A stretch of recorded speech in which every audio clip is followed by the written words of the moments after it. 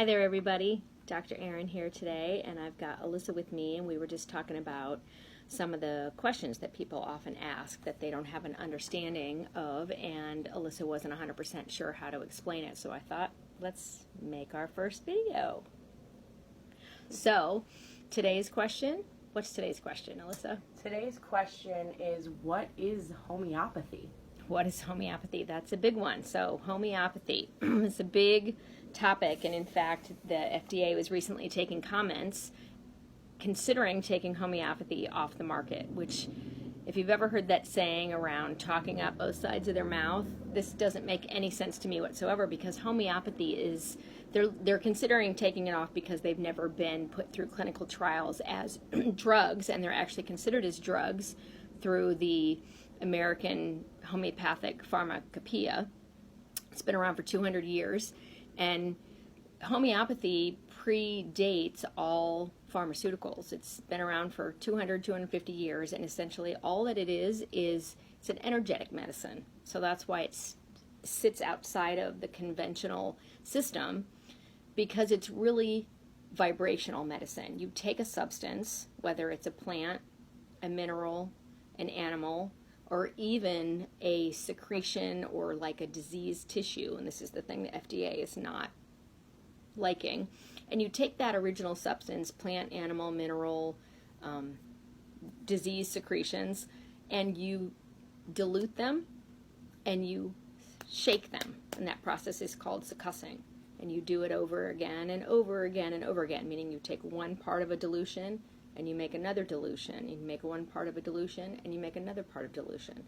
Now, we now know the science behind this. It's actually the capacity of water to store memory. So this has to do with the structured water, and there's some great links that I can post with this video that will explain how this works. There was a documentary about water recently that will explain the science behind this, but as we're finding in most other things that we're attending to and using in our services here at Options, the science is way ahead of clinical practice, and most clinicians haven't had the time, the wherewithal, the capacity to integrate all that's coming through with the science. So that's our job. That's what we do here at Options outside of the conventional world, being able to be free and nimble as an independent clinic. We give people the answers that they're really seeking because we have been looking and seeking and collating all these resources all these years. So I'm getting off track a little bit, but homeopathy is essentially a vibrational medicine, and it's really something that where the proof is in the pudding. You're never going to know that it works unless you yourself try it and have an experience of it. So one of the simplest ways to prove that it actually works is to try a homeopathic remedy when you have a fever.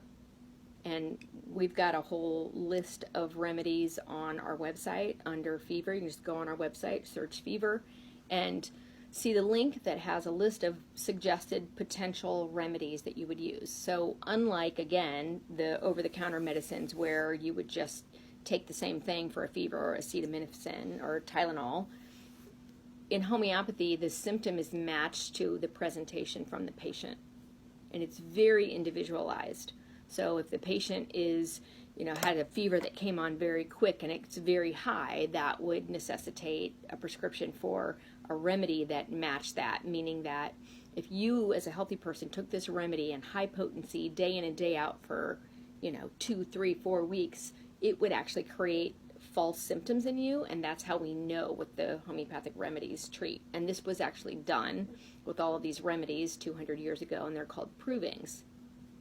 So we know what the remedies treat because they have been studied and empirically researched to show us what they actually will correct when those symptoms present in a person who's quite ill. So you can call it quackery, you can call it whatever you want, but you ask any mother who's had a 6-month-old baby in the middle of the night with a high fever, and you give them a dose of belladonna, and the next thing you know, they're sound asleep for the rest of the night. Or, in my own personal case, my son who had a crazy ear infection, and I sent him to bed with a dose of pulsatilla thinking, oh, we'll see him in the morning. And he was up in 20 minutes. I'm all better, Mom. And I was like, are you kidding me? I thought I had the night off. So anything can happen, but you have to open your mind first, and you have to open your heart second, or maybe we flip those, the heart first and then the mind. In any case, stay open, try some homeopathy, see what happens. Let us know what other questions you have.